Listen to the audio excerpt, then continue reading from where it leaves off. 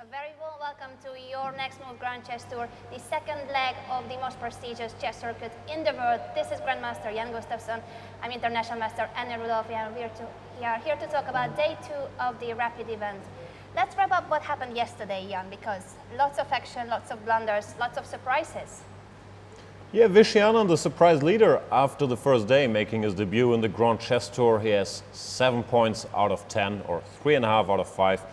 Won a very nice last round game against Veselin Topalov. Started with a fantastic victory against MVL. Some nice sacrifices by Vishy, but some of the others won't be as happy. Of course, the big stories are the two big favorites, Magnus Carlsen and Hikaru Nakamura, both at a minus score. Magnus, bit of a meltdown in his last 2 games. Blundered a piece against Hikaru around move number 11, something like that. Didn't look very happy. I'm looking for a big bounce back from both of these guys today. We will see if they can bounce back. We see the playing hall here in the town hall of Leuven, and the players are about to sit down at their board. The pairings for today, the first round of today, which is round 6 of the Rapid event, is Anand versus Giri, So versus Nakamura, Vachier against Caruana, Carlsen, Topalov, and Aronian against Kramnik. We see Fabiano Caruana being called onto the stage.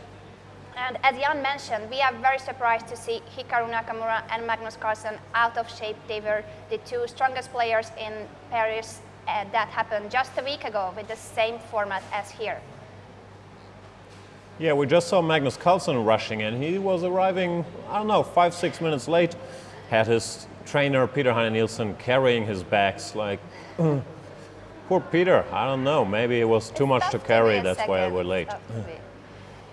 But yes, we are having a bit of delay, perhaps because of the world champion, but I think we can forgive him if he starts playing well.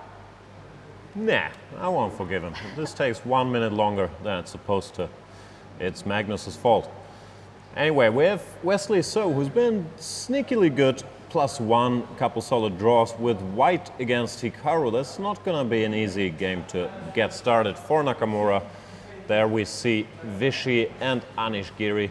Anish Giri a bit up and down. Did he end on 50%? I can't remember, I think. Of course on 50%. What else could you expect from Anish? He was on +1 for a moment, wasn't he? And then he always was the other way around. Let me check, because at some point, he started with a defeat. He lost against Aronian, so then he had to bounce back with a victory to be on 50%. And now there he is, 5 out of 10. Yeah, Black versus Vishy, never an easy game. Vishy, in this tournament, he's shown that he also has a lot of bite with Black, but in general, recently, he's been doing extremely well with white, playing e4, playing quiet positions. But the one guy where it's hard to get a tiny edge and a grip is Anish. Even in the candidates, Vishy was in trouble with white against Anish. So this is going to be a pretty serious test. Magnus Carlsen, of course, with white against Veselin Topalov, who had a decent first day, but still Magnus is out for blood. He's going to be looking to score a full point, get back to being his old self. Not that old. How old is he, like 25? 25, yeah, they are all very young. We mentioned that the leader is the oldest participant. I believe Vishy Anand is 46, and the other old guys, well, we shouldn't call them old, but older than the rest are Veselin Topalov and Vladimir Kramnik. They are both 41 and 40. The rest of the field are relatively 20-ish. Everybody except for Levon Aronian, I believe, who's 33, Nakamura 28. Then we have the very young ones. The youngest is Anish Giri, 21 years old, 22, Wesley So. We see some clock problem on the board of Magnus Carlsen and Veselin Topalov, so let's just talk about that. Also, we have seen the organizer of Grand Chess Tour slightly pushing the king of Magnus and I think they figured it out. Magnus was told by the arbiter, you have to press the clock down. See, here on your side, you have to push the button. There you go. And then it's your opponent's clock's running. I think they both understood it now, and they're happy to get started. D4, knight f6. He might not be used to it, because on these elite events, it's always the arbiter starting the clock, so he might have forgotten how to start the chess clock. And pressing the clock. Normally, Peter Heine sits next to his board and presses the clock for him, but it's different rules here. World champion there, knight c3. Very good. Same hand pushes the clock, and bishop b4. He gets pinned by Veselin Topalov, The Nimzo Indian doesn't seem all that concerned about it, goes for knight f3. The line he's been playing recently, I'm very curious what he has up his sleeve after b6, which has made this line a lot less appealing to us d4 guys. But let's see what Veselin does. He's done other moves here. He's castled against Vladimir Kramnik in the past. c5 or d5 are also legal moves. But I want to see b6 because I like these guys to solve my opening prompts for me, so I'd be interested to see what happens. We did not see many opening discussions yesterday, no novelties, I mean, because this isn't the tournament where they are going to play their best novelties, of course, but we did see surprising moves, for instance, the h4 push of Nakamura, which was more like a desperate try than a good option. Yeah, Still I'm not some sure if interesting players are positions. holding back any opening stuff. They're playing the normal stuff, the Berlin, anti-Berlins, Joko Piano, and we've seen a lot of micro ideas, but yeah, no novelty like Rook G1 from MVL in Paris yet. And b6 Queen C2, this is a line I used to play, but it's not that tempting because after bishop b7, a3 takes, castles. You can go bishop g5, but these things have been more or less worked out, and I'm guessing the world champion wants to play a slow game with e3, bishop e2, b3 or b4, and count on his two bishops. But in general, the knight on f3 can hurt you here in some lines. In the sister variation, queen c2, castles, a3, takes, b6, say bishop g5, bishop b7. White more often than not goes either f3 or e3 and then knight e2. So this is not supposed to be a world beater, but Magnus, he just wants to get a position, especially against Topalov. He doesn't mind avoiding a super sharp battle, playing a position with the two bishops. Exactly, I wanted to say too that this is playing against Topalov's style, and Magnus is very good at it, at choosing the most inconvenient opening for his opponent. Yeah, hard to inconvenience Veselin Topalov these days. He seems pretty relaxed. Chess goes well, chess doesn't go so well. He seems to be enjoying himself. And yeah, doesn't take things all that seriously. He's found a good mental place, even though his results in Paris haven't been stellar. Let's see what else we got. We have Aronian Kramnik, always a big battle, and they are playing a line that's very close to my heart. The Catalan with bishop e7. We are And d recommending, takes of c4. course, Jan's video series on the Open Catalan, a very good opening and very good series. I learned from that series too, how to play the Open Catalan. Looks like Kramnik didn't learn anything because I gave the move bishop d5 here, which used to be the main move, but there's something that bothers Kramnik. I can tell you stuff, Vladimir, in the break, but seriously, he is, of course, the world's leading expert on the Catalan. He's recently been dabbling with the move knight bd7 in this position, which wasn't considered to be a main move, let's say, because it's a little slow, and normally with black you want to push for c5 very quickly. But Kramnik, he does his homework, knight bd2, and now a5. Strange combination, because typically a5 is played with the idea of going knight a6 and knight b4. So Kramnik is looking for fresh positions, not just with white, but also with black. He's trying to change things around a little bit in his usual openings. And already we see h6 and bishop takes f6 on the board. So they both play the opening very quickly. Actually, Aronian has 26 minutes. We started with 25 minutes. Let's just remind our dear guest that it's 25 minutes plus 10 seconds increment on every move. Very hard to lose on time, even though Magnus Carlsen did manage against Wesley So in Paris. And after rook fd1, h6, bishop takes, knight takes. Normally, with white, you have two plans on the structure. You can go for e4, but in order to do that, you put your rook on e1 and your knight typically on c3, not d2. Well, the setup Levon employed indicates that he wants to go for knight e5, get rid of this pretty strong bishop, take, and then try to play a micro advantage in this very typical position for these lines. We'll see what Kramnik does. Maybe take is not forced, maybe thinking about bishop d5 or subtle stuff like that. No, he does Has take. taken on g2 and will play his next move very quickly, I believe. Question is, does he want to take the queens off as well? Does he want to go queen d5 check?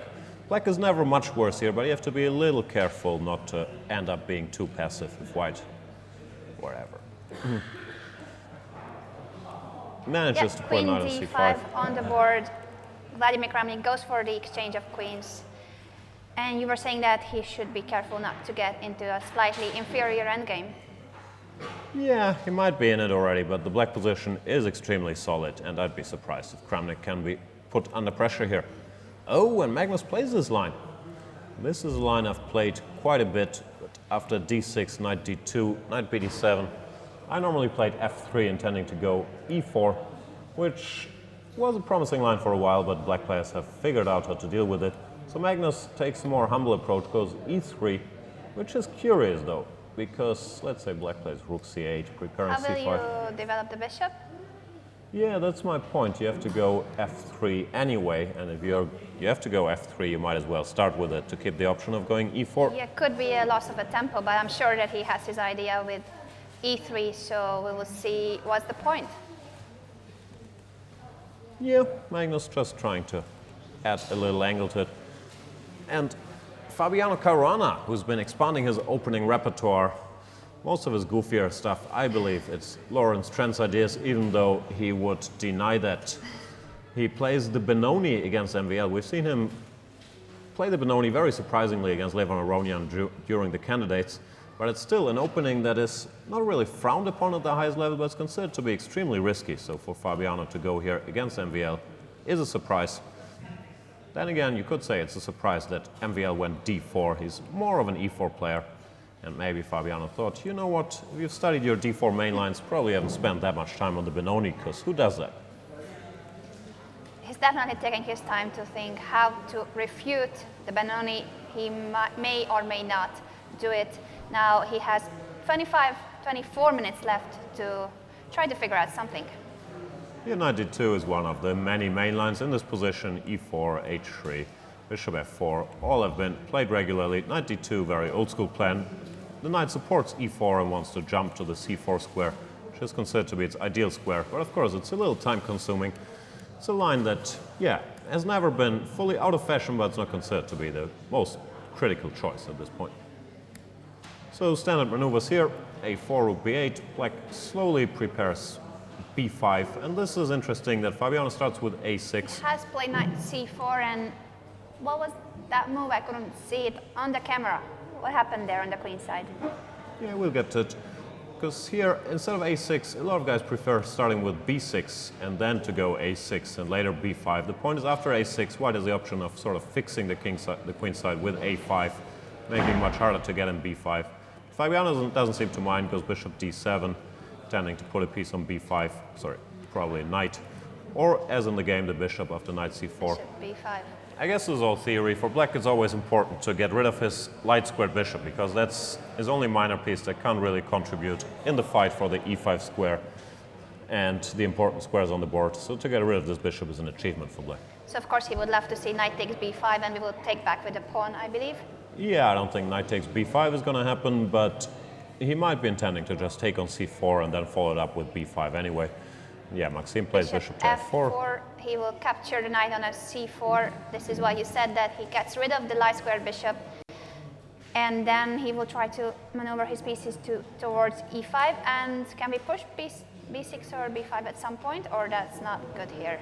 I'm not sure. I'm not a Benoni player. b5 is a candidate here, takes, rook takes. And the question is always the a6 pawn or the b2 pawn weaker in such positions. I always think black is slightly worse in such things, but I believe he's achieved something here, and it doesn't look too terrible. You can put the knight on b5. We'll see. If Fabiano goes for b5, I'm not 100% sure, but it looks logical, because the other plan, knight d7, you're dropping d6, so Yeah, you I can't like really do that. about b5 that the rook from b6 is defending both weaknesses, the a6 and the d6 pawns. So it could be a useful move. We'll see what Fabi settles on. And in So Nakamura, we already have an endgame. They've blitzed out a long series of moves, knight bd7. We've seen many c5s here. a3 is the old main line, but it seemed like black had figured out how to treat this position with the isolated pawn and more or less force pieces off the board. All of this, yeah, I'm sure has been seen before. White has a tiny, tiny edge because his bishop in theory can attack this pawn, while the black bishop can only defend his own pawn. But in practice, with accurate play, such things should end peacefully more often than not. We are expecting this game to finish soon, because this is not the most exciting position in the world, but he can try. Both of them can try, actually. I wanted to say Wesley So could try, but if this happens, rook c5 was played already, and takes d takes. d4, maybe even black can try to do something in this position. Yeah, I don't think black can ever be better after rook d1. You probably have to go rook d8, hinting at d3. And if white wants bishop d3, it's pretty comfortable, but it's hard to believe it's going to be enough to grind out a victory from this position. Still, if white manages to stabilize, let's say black goes away, you go b4, f3, king f2, you can certainly continue the game for a bit. And then we have another Giocopiano, someone to teach me Tournament how to leader pronounce it. against, well, actually, it's the tournament leader against the Dutch star, but we could also call them the oldest participant against the youngest participant. Yeah, and Anish Giri is leading his own race to 50%, so they're both happy where they currently are. And we have, another Giocopiano. We've seen plenty of those. Always with slight changes in the move order to keep us off guard. Sometimes they castle first, sometimes they go h6 first, sometimes they go d6, a6 first. And Anish seems to be in the team that prefers this pawn on a5 compared to a6. In the old days, they all used to play a6, was considered much more important to cover this b5 square in order to put your bishop on a7, but there's a growing school of thought that thinks that a5 might be just as good, stopping white from gaining space on the queen side. So it's very interesting to see Anish, who is a serious specialist on these things, put his pawn on a5. a4, another interesting decision now. He goes bishop e6 directly. That's another sort of philosophical debate. If you need to prepare bishop e6 in these positions, I'm not sure if you start with rook e8, probably with h6 and then rook e8, bishop e6, or if you can go for it directly and allow these double pawns, which look nice. They control a lot of central squares, but it's still double pawns that can't be defended by other pawns. Well, this guy can't, and therefore they could be a long-term weakness. I'm not a fan, but that's more of a stylistic thing because this pawn requires you to play actively, do something on the king side, and it's not as solid. But Anish seems to have decided these positions are fine for him. Typical plans include knight h5, knight f4, queen g6, double the rooks on the f-file. So yeah, tiny edge for Anand, but nothing to write home about. Maybe queen c2 intending d4. We'll see what he does. Giri went for a different setup than what I was just talking about. What has he played? Put his rook on d8. I'm not sure I understand that move. Maybe to double it, via d7 going to f7, but then the next queen. move he went queen f7, so Yeah. it doesn't seem like that was his plan. Maybe he's hinting at d5. But I thought that when you have these double pawns, it's nice that you have the semi-open f-file, but at the same time, and those pawns control a lot of squares in the center, but it's difficult to mobilize them. So pushing d5 usually just weakens the e5 pawn, and they might drop. Yeah, it's a very responsible decision. No, irresponsible more often than not to play d5. So you don't do that lightly. But just Anish play d5. doesn't care. And knight d2, of course, encourages that before this knight lands on c4 or anywhere it wants to go. It's no longer targeting the d5 pawn. So you could say Vishy managed to provoke d5, or Anish found a good moment to get his d5 advance in. No, I'd like to put it back, but I guess you just take here. Yeah, I can't really make it Is work. that working because the two knights will be hanging? Yeah, that's what I Knight was c5. thinking about. I don't see a trick though. b4 takes, e4. Seems like black gains too much play, but we'll see what Vishy embarks on.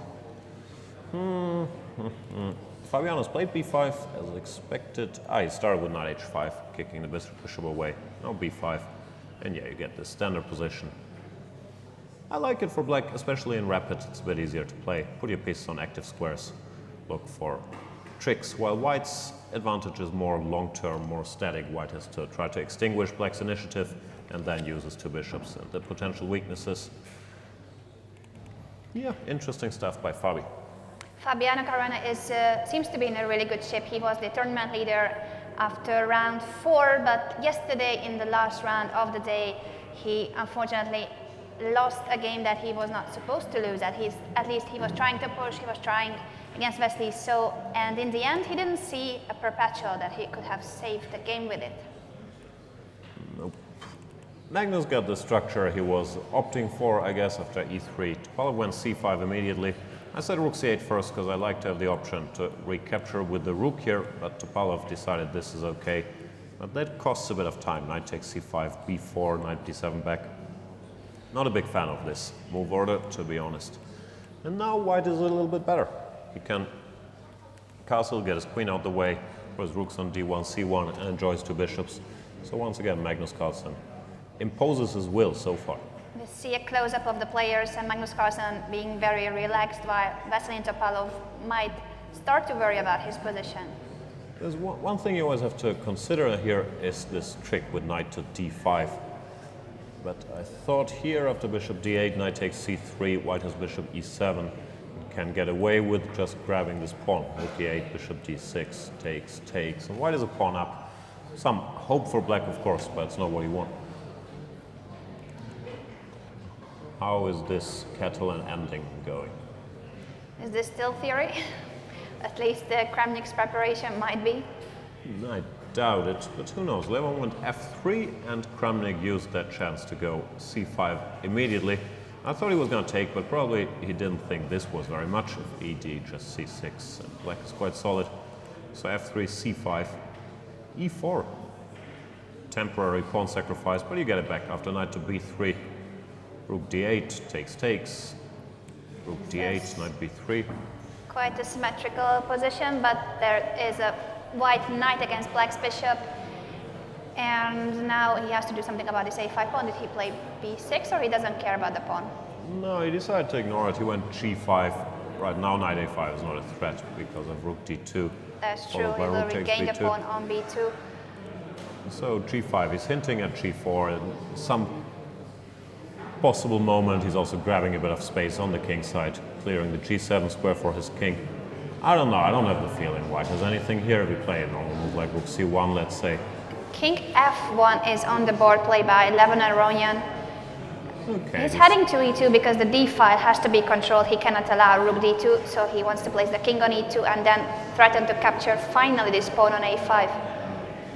Yeah, black can go bishop b4, but I guess he just wants king e2 and possibly an exchange of rooks. And even knight d3 or knight c4 at some point. Maybe target this guy. Black has to handle with care, but I'm going to give Kramnik the benefit of the doubt that he knows what he's doing here and shouldn't end up in trouble.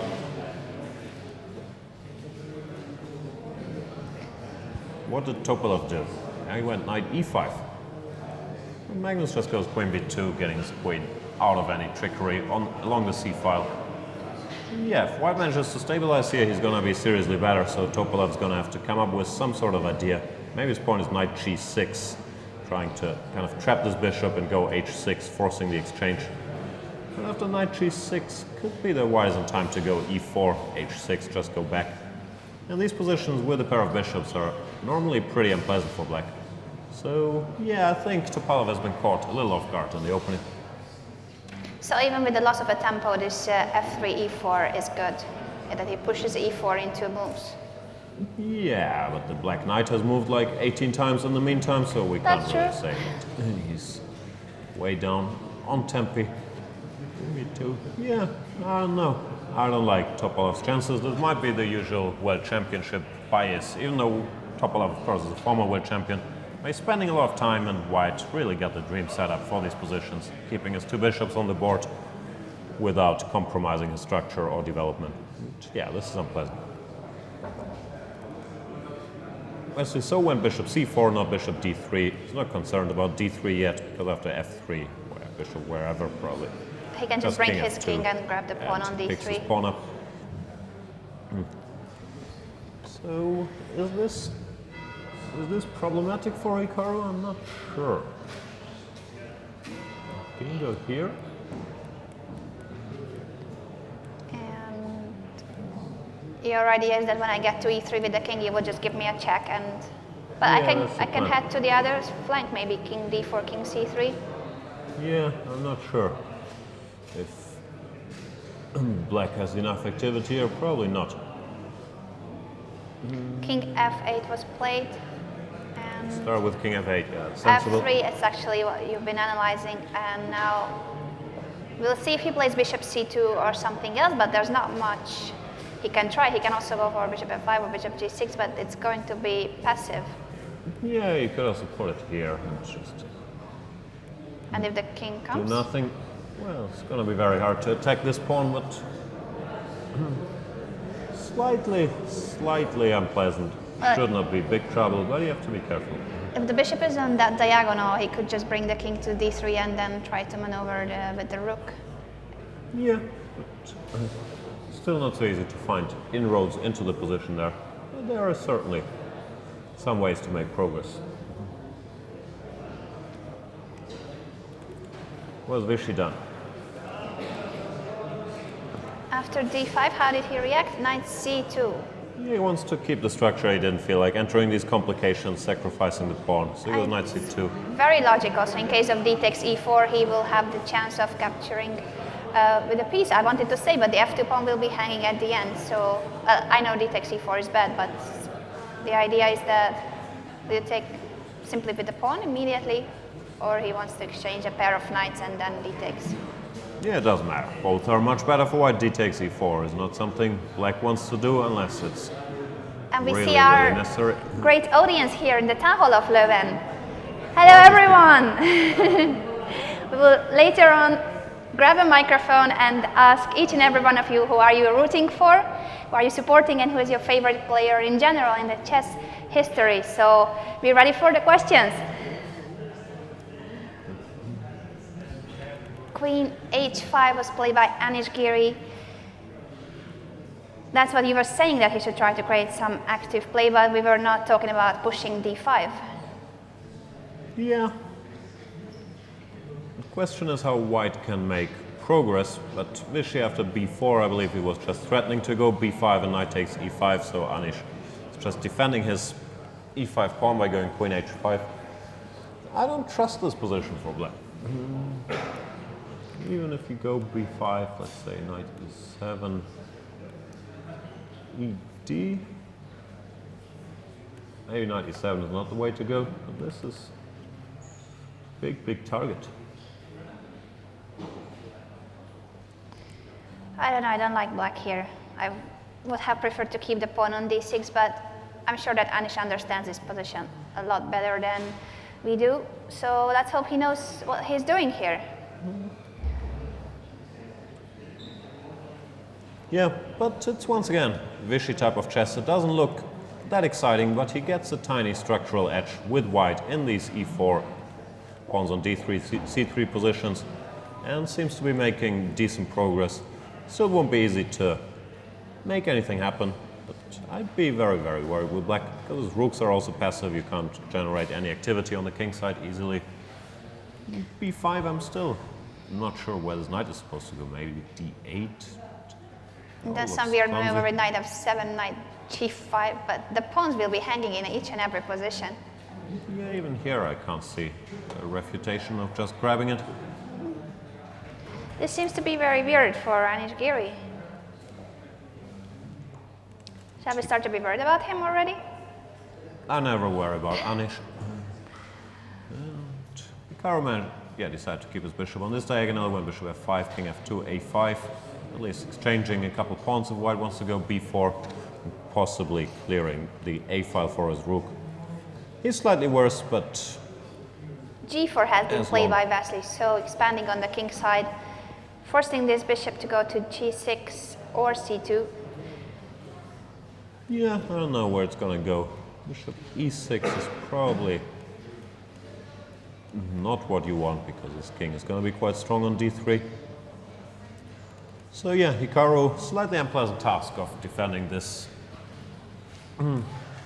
tad worse position against Wesley So, who has been extremely solid in these events, hasn't won a lot of games, but hasn't lost any so far. Yeah, he doesn't have any problems at all. It seems like in Paris he was also one of the most stable players, and here as well he just makes a draw or wins, never gets into trouble.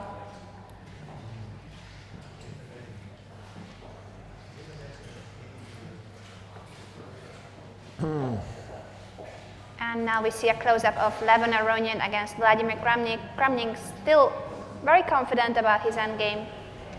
Has the pawns. Yeah, he sacrificed the pawn with g4. I believe Looks I like it, yeah. cannot count the pawns. Yeah, I think it's 5 against 4. So he pushed g4, but those pawns are very ugly, the double g pawns. Yeah, he's not concerned about the a5 pawn until white goes king e2 because it's always rook d2 with a lot of activity. So he's decided to break white's pawn structure, wants to put his bishop on f6 and create potential counterplay against all these guys. It just seems to be fine. There are lots of weaknesses in white's camp. He has just pushed b6, finally protecting the pawn. And he can go rook d3 next move. Well, white is going to play king e2 to stop In that, that case, I guess. bishop f6 or bishop g5 and it just seems to be okay for black. King e2 is on the board. I believe he will play your move, bishop f6, heading to e5 with this bishop. And the bishop will be dominating the knight.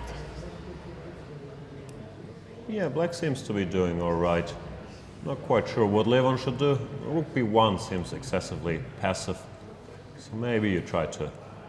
Give it up, bishop f6 indeed something has like this. happened. And if bishop d4, Yeah, any move, knight c4. but you cannot grab the pawn because I can pin the knight. That is true. I just want to go rook b5 and yeah. I don't think white has I don't any know, problems here, something but I like don't think white is bishop better either. c5 and then I might threaten rook d4.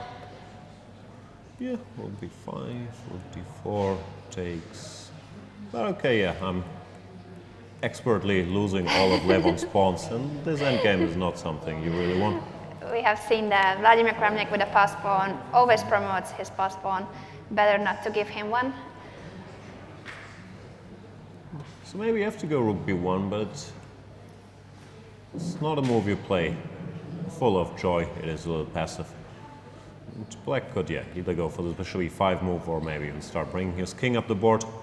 Feels like, yeah, Levon played rook b1. It's passive, but seems like it had to be played. Yeah, it seems like Vladimir Kramnik is just fine. The question is, can it be more than just a draw for black? He's gonna try. Not that pleasant for Levon, but this knight regrouping should still, I guess, keep him out of trouble, even though rook d4 is always something to worry about. Kramnik doing it with both colors in the Catalan, equalizing without problems, maybe even putting some pressure here. MVL against Caruana, I believe, has gone quite well for Fabiano, typical Benoni stuff, and MVL, who's not, maybe not that much at home in these positions, at least from the white side. Hasn't done anything wrong, but if you have to offer this exchange of bishops, I don't think you can be that much better. And Fabiano curiously avoids it by going bishop h6. Very ambitious stuff. Bishop c4.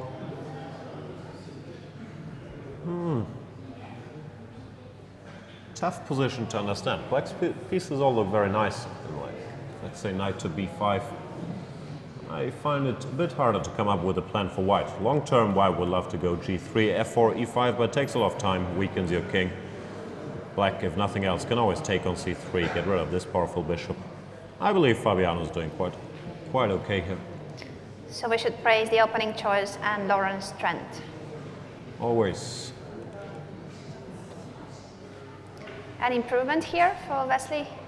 Yeah, I'm slightly surprised that He did not can go for the blame rook this endgame. on my ignorance mainly, that he decided not to take on e6 and do this. Maybe thought it was just Somehow not draw. enough. But this looks just... he's in time to push then d3, but no, I don't like it. Yeah, rook e5, rook e3 could be. So if rook c1, rook e5, and rook e3, trying to activate the rook as quickly as possible. If not, the king gets to d3, and white can attack the pawn with rook c1, rook c4, and then rook even b4, rook a4, depending on where the black rook is. Yeah, so Wesley decided to keep the bishop on the board, played bishop d3, blocking it, but the bishop also blocks his king's rightful square. On d3, Caro decides to establish his bishop on b3, stopping b4. Maybe he wants to cement it with a4 to make the c5 pawn a bit of a weakness. Feels like this has improved Hikaru's situation a bit. Rook d2, now he can start thinking about Rook d5. I guess currently runs into bishop e4 and maybe he doesn't want that. Even this, not sure if this is trouble. He has played rook c8. Yeah, it might be a bad move, so avoid bishop e4 with tempo. Could still transpose to the line after bishop e4. I don't really see anything better than grabbing the pawn on c5. Yeah, I believe it will transpose to the line you mentioned. But still, it's surprising that Vasily allowed bishop b3, which really seems to improve black's position. Wondering what he wants here. Maybe you can play rook c2. But no, it has to be something better.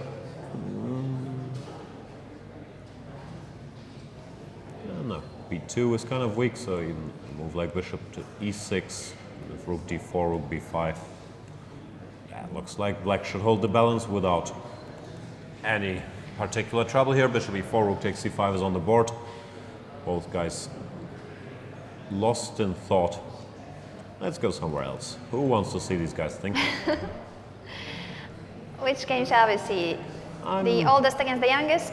Yeah, Vishy decided to start with ed5. His point being after the positionally desirable ed5, he wants to go b5, just grab this pawn. Therefore, Anish had to go for knight takes d5, which under normal circumstances is positional suicide. He's hoping to get some counterplay by either going knight f4 or knight takes c3. But what happens after b5? Oh yeah, this is on the board, knight And to the d8. pawn has disappeared. Those pawns are extremely weak, doubled pawns, isolated doubled pawns. That's the worst you can get. So yeah, unless he has some miraculous counterplay here, this position is just bad. It doesn't look like queen e5. He went queen to g6. And Yeah, it doesn't seem to change the world. Queen g6.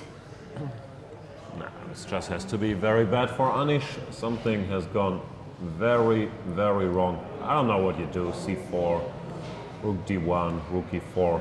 There's many possibilities, but white is a pawn up currently with a better structure. And the e5 square is also a very inviting outpost for the white knight. Exactly, pawn up, better pieces and better structure. As you said, there's nothing we can praise about black's position. No, he's trying to win a pawn back ASAP, intending knight f7 or queen takes d3. Well, let's say c4. I can't see what black can do really.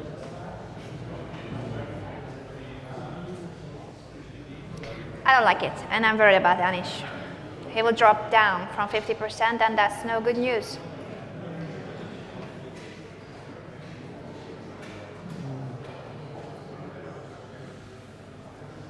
Wondering if one can get away with this. It does look horribly scary. I can't see an immediate win. Takes knight to 4 maybe. It does look pretty bad. Yeah, it doesn't feel like it can work for black. Just running around with one active piece against the whole white army.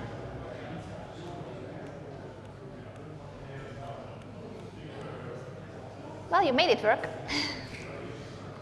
Even this is bad, but still gotta find a way. We might have missed something before this. Oh, that's for sure. Vishy's played c4. There's some geometry. Queen d3, maybe move like queen to b2 with, Nice. I believe is a double That's a attack. double attack. Queen Threatening c3 still knight e5 saves. fork, and the knight is still hanging. So yeah, that would win material, even more material. Yeah, queen c3 still seems to keep the material, unfortunately, but it's all I tough like your choices for move. Anish. Still, it was nice, queen b2, even if it doesn't work. Thank you.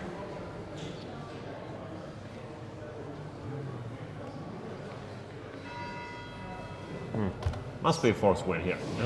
Yeah, and if there is one, we should definitely spot it. The game he played yesterday in the first round was just brilliant. The knight sacrifice on f2, and then this queen g2, very precise move, cutting the king on e3 against Maxim Vachier-Lagrave. So if you missed to see that game, you should definitely replay it from yesterday's stream or check the game on Chess24. Yeah, I still can't see anything decisive. Queen b2, queen c3 is forced. If you have to take, you might still be slightly better, but that's not really what white is dreaming of. The queen And goes then somewhere, then the knight can go feels somewhere like- as well. White is better, but I'd like to do better than this. I don't know. There must be something, and I'm sure that Vishy sees it. We just need to find it as well. Yeah, I'm not so sure. There is, but Anish, I believe, has to take on d3. If he doesn't, his position is just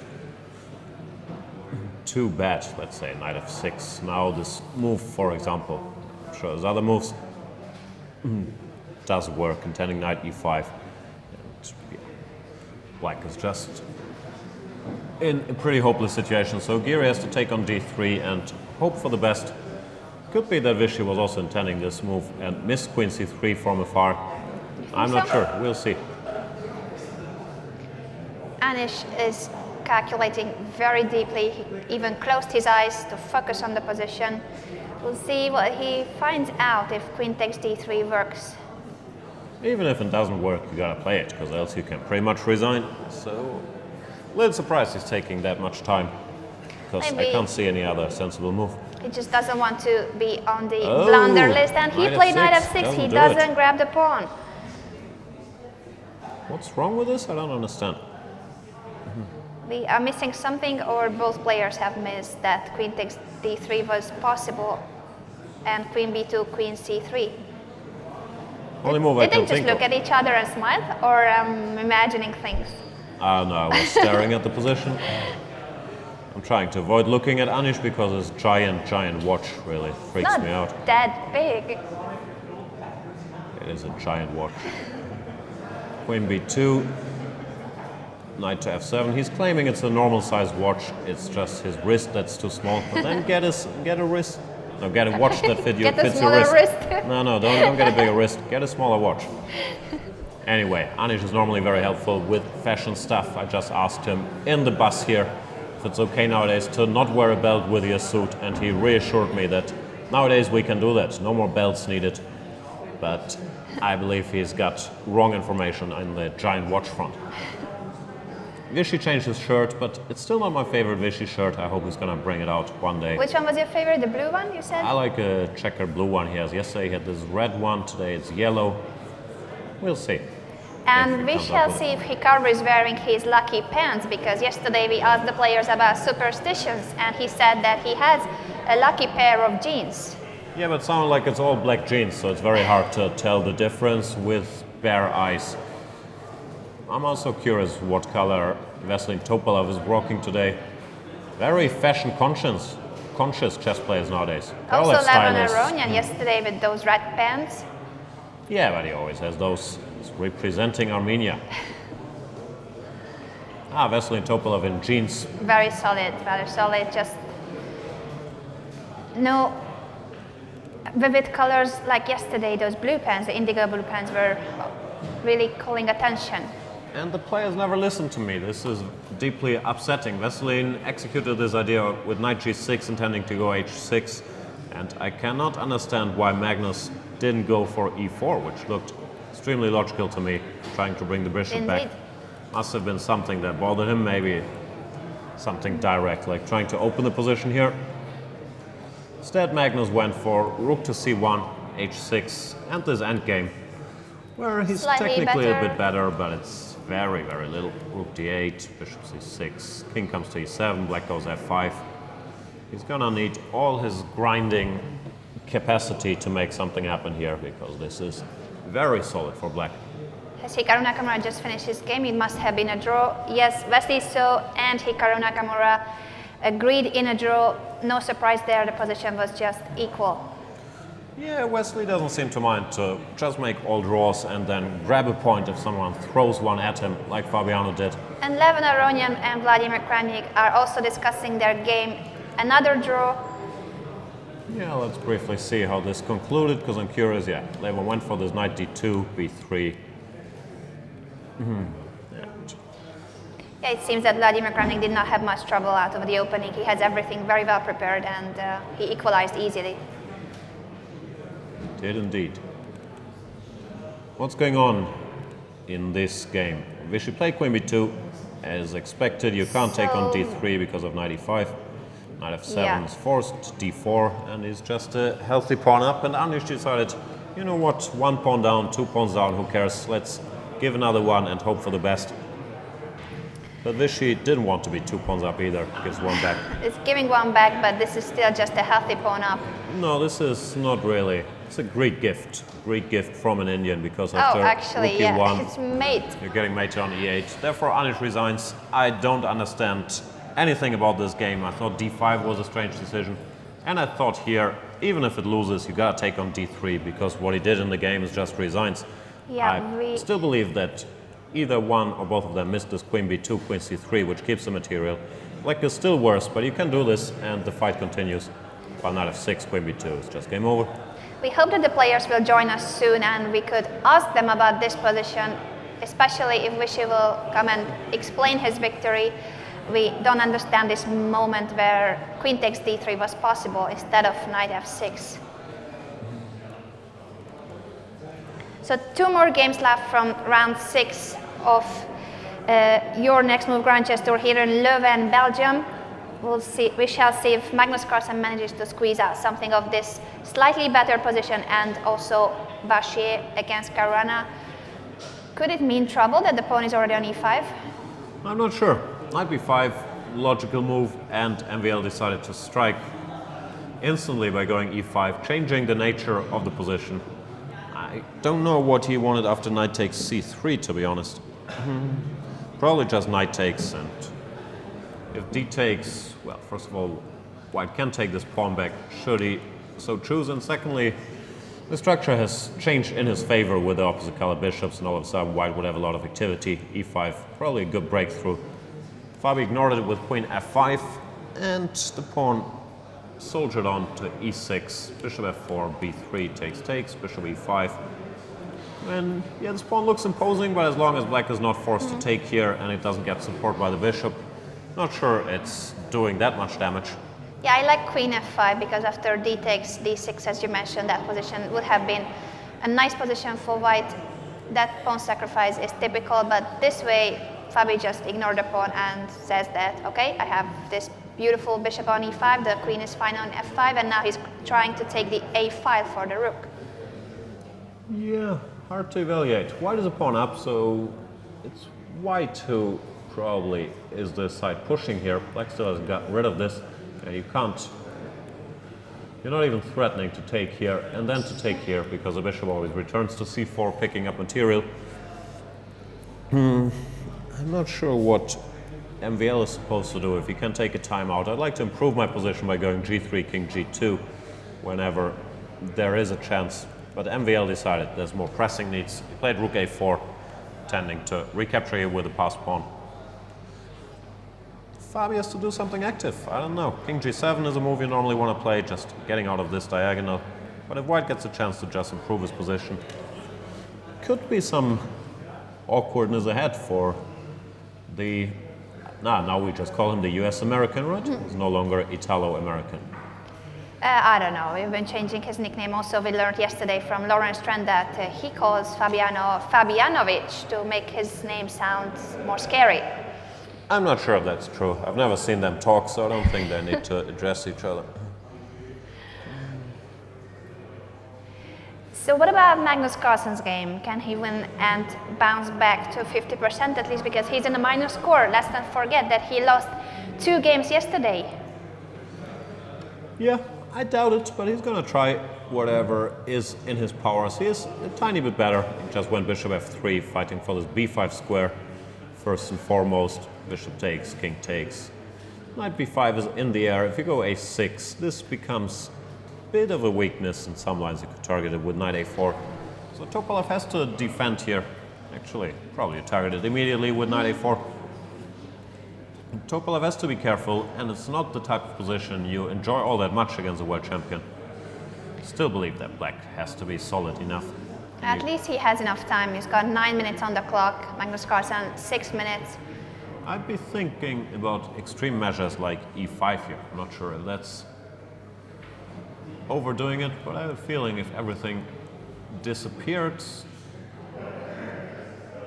I was going to say black is all right, but then I changed my mind because here. White can just grab a pawn. Pity. Yeah, it's not so easy to neutralize the position, and this d6 backward pawn still has to be protected.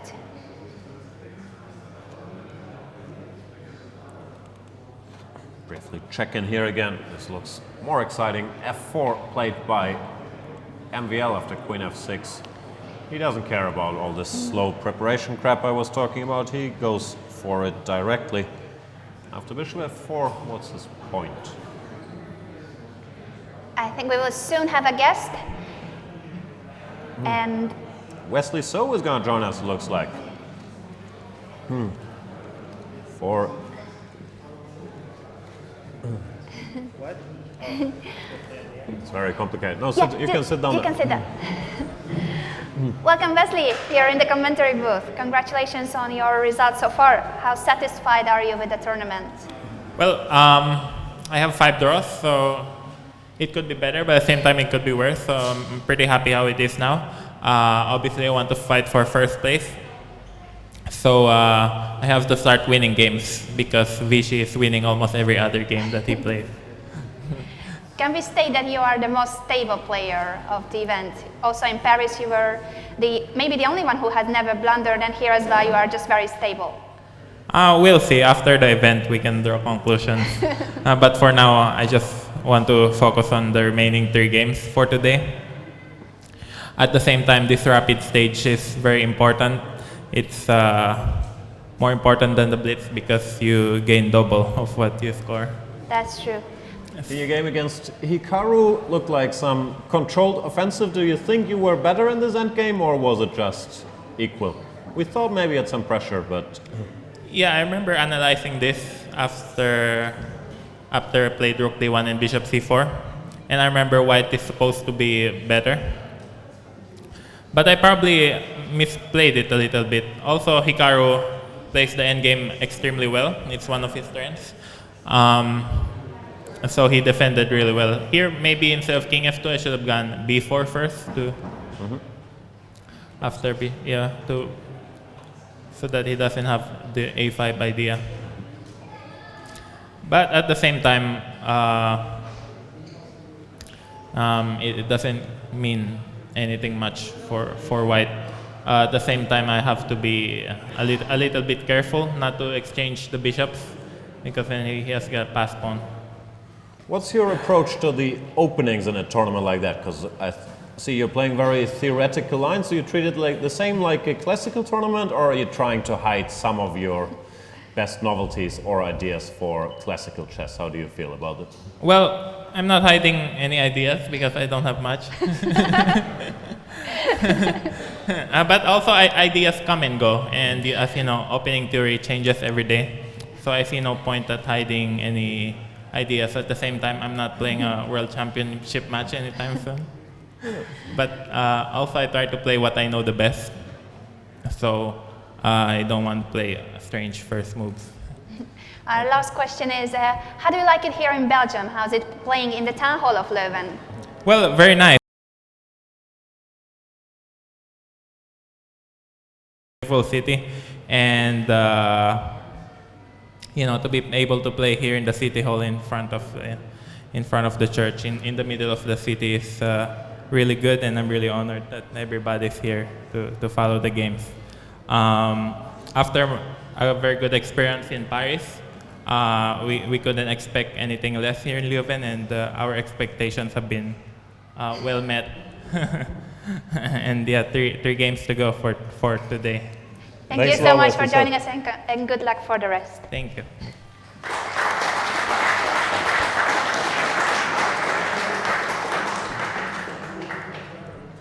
So what's going on? Vichy is cruising, increasing his lead in the tournament, and we have 2 games still in full swing where MVL is trying to put pressure on Fabian Caruana with his extra pawn, which is a passed extra pawn on e6.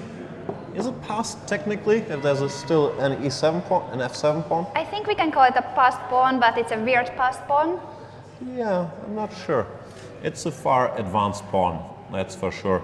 And MVL finally saw the light and went for g3, king g2.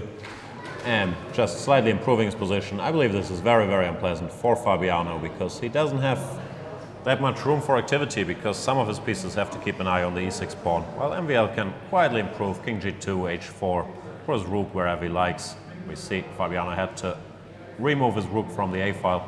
He was trying to hint at ideas with fe, de, d5, but I would guess those don't really work yet. Yeah, I think he has played queen f5, maybe preparing this idea. No, fe white probably just goes rook e6, and now we have the d5 square under control. That's easier. True. So the current position is with the queen on f5, and Maxime has also moved something. What did he play here? Could go g4 if the queen bothers you, but you don't really want to play g4 because now, yeah, the queen gets some more squares and the white king is slightly weaker. So Maxime plays more methodically. He plays rook a2. In some lines, maybe preparing rook e2 to put more takes pressure on the e6 e-file. and fe. g4 intermediate move on the board.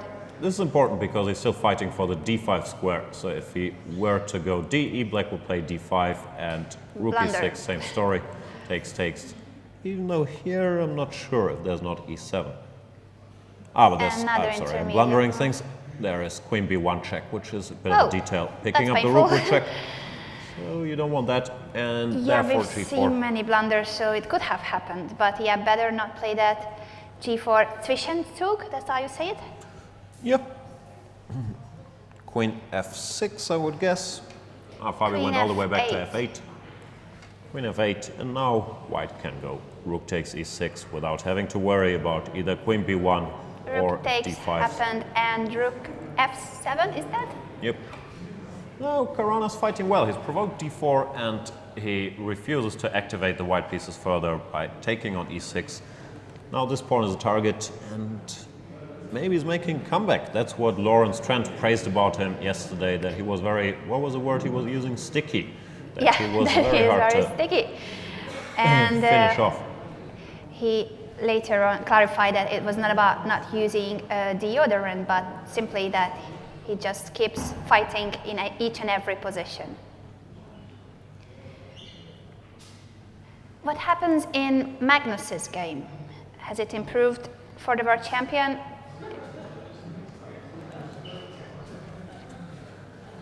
He's trying to make things happen, open the position by going b5 and a4. Spalov reacted with a5, didn't want to wait around for Magnus to prepare a5 of his own. Now both sides have weaknesses. Rook, he played bishop f3 first, takes f5, logical, getting rid of some pawns, rook to b1. And it's a tricky choice because now in this particular situation you don't want to go knight c8 because that allows gf, and after ef, black structure is properly ruined. 4 pawn islands are like 3 too many. Therefore you have to find another way, and fg, the problem is bishop g4. It's a double attack against these pawns. Still looks like Topolov's position should be healthy enough that there is something you can do. But It must be very precise, and he is also running short careful. on time. maybe still e5.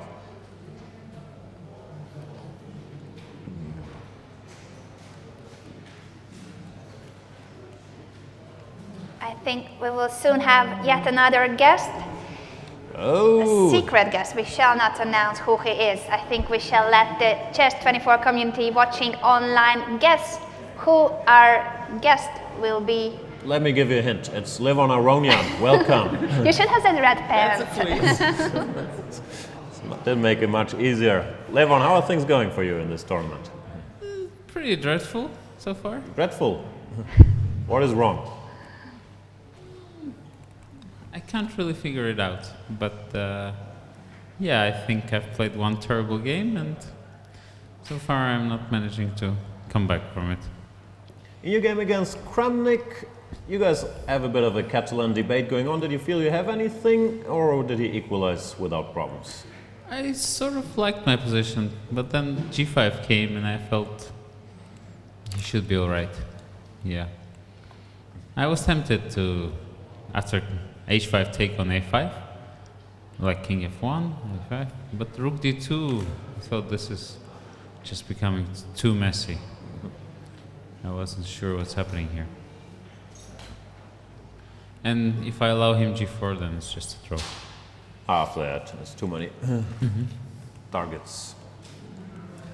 So you've made it through the first 6 rounds. How tired do you get on a day like yesterday with 5 rounds of rapid? Is it more tiresome than a classical game? How would you rate it? I think so, because it's harder to recover from losses or missed opportunities. So you kind of get emotionally tired, not physically.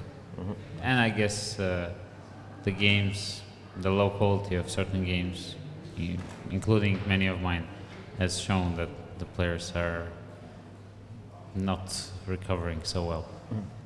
And that effect is even more pronounced in Blitz, or you feel it's similar as in Rapid? No, in Blitz, I think you care much less, because you know it's Blitz. You're going to blunder.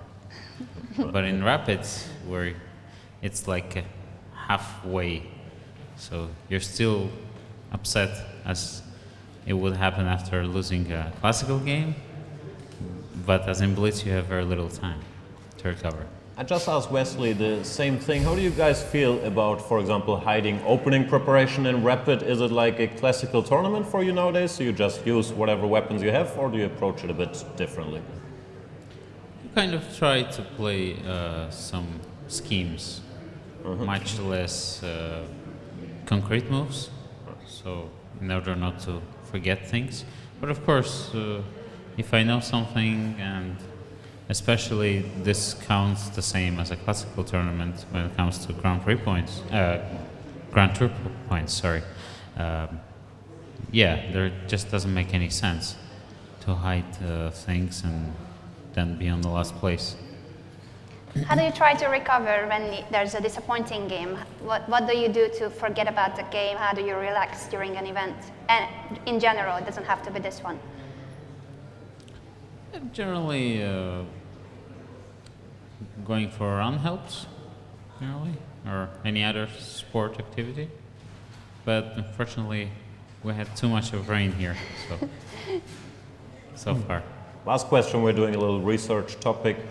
Are you superstitious? Like if you have a bad day, will you change your pants or anything about your clothing, your appearance, or you don't? Any really? objects or daily routine that you I might am modify? superstitious. I have to change my shirt every day, and I have to have a shower.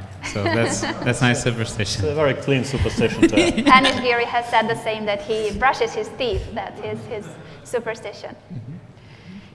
Thanks a lot, Levan Aroni, and best Thank you of for luck. joining guys. us, and good luck. Thank you.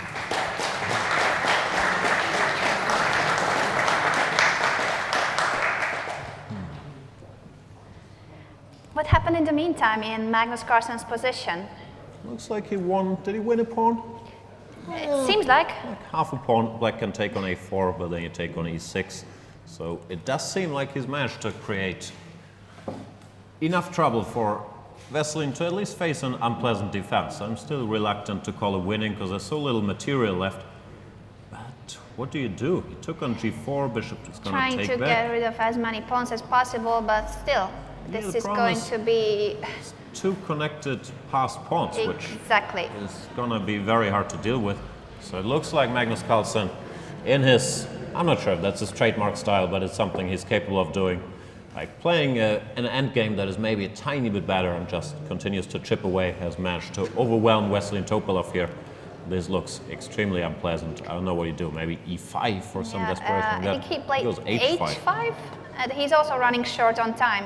What's the point of h5? Well, if bishop h5, he wants Knight knight f5 f5. to attack the pawn on e3. But bishop Still, e6 just bishop seems to work. takes Yeah, I don't get e6. it. Or, well, it was just a very difficult position and tough choices. Bishop Wrestling takes, takes. rook takes. This is just 2 pawns up. Knight f5 on the board, but Magnus Carlsen should win this position Rook easily. e5, go for knight forks. Could be the blunder, the first blunder of today, because yesterday we've seen many, at least 5 or 6, 7, I can't even count them. There were actually piece blunders in one, Yes. then even few move piece blunders. What else? Maybe piece blunders. I don't know, I don't keep score, but yeah, there has been a lot of mistakes. And rook e5, I believe, was missed by Veselin, even though his position is pretty desperate anyway. Knight h4 doesn't help, white just takes. So he's tried knight to d6. But now Can take the third pawn as might. well.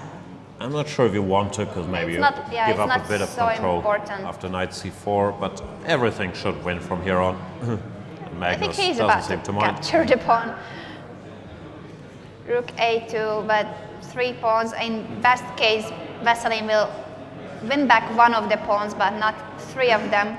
Looks like Magnus doesn't want to give him any of them. Knight c3 Veselin keeps has them all. and just Veselin resigned. resigns. Magnus Carlsen is now back on 50% after yesterday's bad finish, 2 defeats at the end of the day. So now his score is 6 out of 12. Let's remember that it's 2 points for the victory and 1 point for a draw.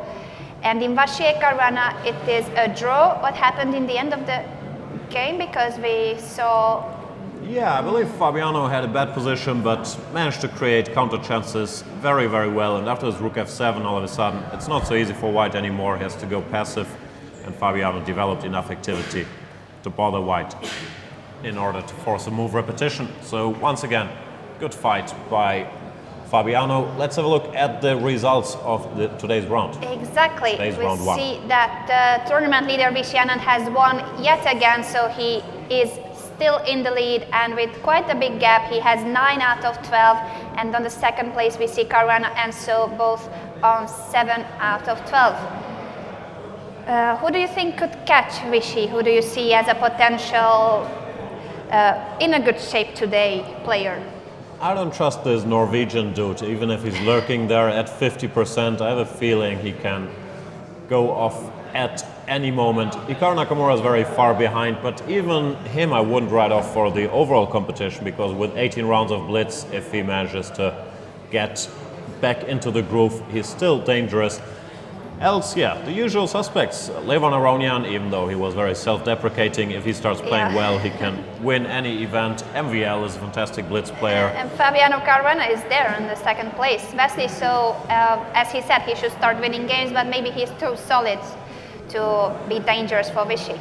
Might not be a bad strategy though. If you never lose and pick up a point here and there, that can work out as well. We'll find out all about it in round number 7, which starts in roughly 15 minutes. So you have about 12 minutes to watch Belgium trying to score a goal. Unlikely, but we will find out, and we'll be back with you. Now with Belgium round is number going 7. to qualify, so let's cheer for Belgium. Jan, you should also support Belgium. Ah, no, I'm trying to antagonize the audience so they leave us alone. They are our friends and we are here in Belgium, so yes, go Belgium. We'll see you in 15 minutes with round 7 of Your Next Move Grand Chess Tour here in Leuven, Belgium.